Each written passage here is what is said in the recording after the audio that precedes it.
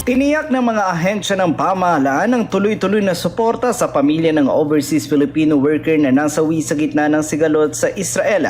Kumilos na ang OWA at DMW at lokal na pamahalaan ng Basista, Pangasinan at binisita ang pamilya upang tiyakin ang pagproseso ng mga benepisyo at mapabilis ang repatriation o pag-uwi ng mga labi ni De Vera. Patuloy rin ang koordinasyon ng mga ahensya sa Embahada ng Israel sa kabila ng limitadong biyahe sa Middle East, kabilang na ang pagtulong sa pagbabalik ng kanyang asawa at kapatid sa bansa. Tiniyak naman ang pamahalang palalawigan ng Pangasinan ang agarang pinansyal na tulong sa pamilya sa pamamagitan ng mga kinakaukulang ahensya. Nasawi si Marian De Vera, isang caregiver mula sa Pangasinan matapos tamaan ng missile ang kinaroroonan nilang gusali sa Tel Aviv noong 28 ng Pebrero habang inalalayan umano niya ang kanyang amo patungo sa bomb shelter. Ayon sa mga otoridad, magpapatuloy ang suporta sa pamilya hanggang sa maihatid sa bansa mga labi at ganap na maibigay ang lahat ng kinakailangang tulong sa naulilang pamilya. Kasama mo mula rito sa IFM Dagupan, ako po si Idol Matthew Pacheco. Tatak RMN